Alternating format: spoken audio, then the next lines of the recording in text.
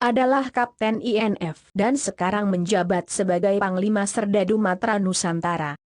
Ruslan Buton, pria kelahiran Buton tanggal 4 Juli 1975 ini dikenal memiliki jiwa patriotisme dengan semangat cinta tanah air, berjiwa sosial yang tinggi, serta sangat dekat dengan masyarakat saat menjalankan tugasnya sebagai Tentara Nasional Indonesia, TNI. Ruslan Buton adalah anak kedua dari 11 bersaudara.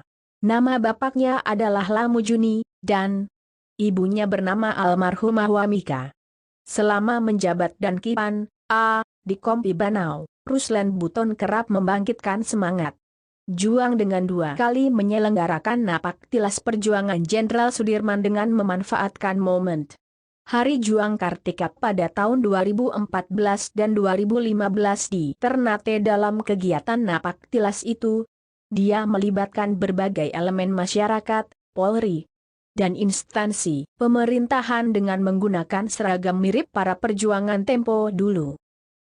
Tak hanya itu, Ruslan Buton juga mempelopori pembangunan rumah bahagia di Kelurahan Maliaro tahun 2015, sebagai bentuk kepedulian sosial terhadap masyarakat yang tidak mampu. Dialah Kapten Ruslan Buton, dengan sejumlah terobosan. Semangat juang dan jiwa sosialnya membumi sampai ke pelosok. Sosok TNI yang kenal sangat baik dan dekat dengan masyarakat, dengan segala kebesarannya, menempatkan posisinya sebagai abdi negara yang cinta tanah air dan bangsa.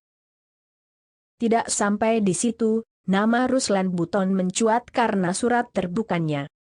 Berikut adalah surat terbuka untuk pemimpin negeri ini. Kepada yang terhormat, Saudara Insinyur Haji Joko Widodo. Assalamualaikum warahmatullahi wabarakatuh. Saya Ruslan Buton, mewakili suara seluruh warga negara Kesatuan Republik Indonesia yang sangat prihatin dengan kondisi bangsa saat ini. Di tengah pandemi COVID-19, saya melihat tata kelola berbangsa dan bernegara yang begitu sulit dicerna akal sehat untuk dipahami oleh siapapun.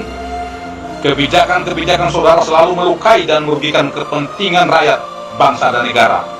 Yang lebih mengkhawatirkan lagi adalah ancaman lepasnya kedaulatan negara Kesatuan Republik Indonesia yang sangat kami cintai ini. Suka atau tidak suka, di era kepemimpinan saudara lah semua menjadi kacau balau alias amburadul dalam segala hal. Entah karena ketidakmampuan saudara atau bisikan kelompok yang memiliki kepentingan yang tidak saudara pahami, atau mungkin karena saudara telah tersandra oleh kepentingan para elit politik. Di sini saya tidak akan memaparkan kebijakan-kebijakan saudara yang lebih banyak merugikan rakyat, bangsa dan negara, sebagai bentuk etika berkomunikasi saya terhadap saudara yang kebetulan menjabat sebagai Presiden Republik Indonesia. Saudara Joko Widodo yang saya hormati, semua sistem yang berlaku di negeri ini bagaikan benang kusut yang sangat sulit untuk dirajut kembali. Oleh karenanya, dengan bahasa yang sangat sederhana ini, saya memohon dengan hormat agar saudara dengan tulus dan ikhlas secara sadar untuk mengundurkan diri dari jabatan saudara sebagai Presiden Republik Indonesia. Hal ini perlu dilakukan demi kepentingan bangsa untuk menyelamatkan negara Kesatuan Republik Indonesia sebelum kedaulatan negara benar-benar runtuh dan dikuasai asing, terutama Cina komunis. Saya tahu ini adalah pilihan sulit, namun merupakan pilihan terbaik. Saudara seorang negarawan yang pastinya ingin membangun negeri ini, namun harus jujur saya katakan bahwa saudara belum memiliki banyak kemampuan untuk membangun bangsa yang besar ini berdasarkan amanat Undang-Undang Dasar 1945. Sehingga terjadilah kebijakan-kebijakan yang menjadi blunder politik yang sangat merugikan rakyat, bangsa dan negara. Saudara Joko Widodo, sekali lagi saya sampaikan bahwa solusi terbaik menyelamatkan bangsa dan negara Kesatuan Republik Indonesia hanya ada satu. Saudara harus bersikap kesatria dan legowo untuk mundur dari tahta kepresidenan.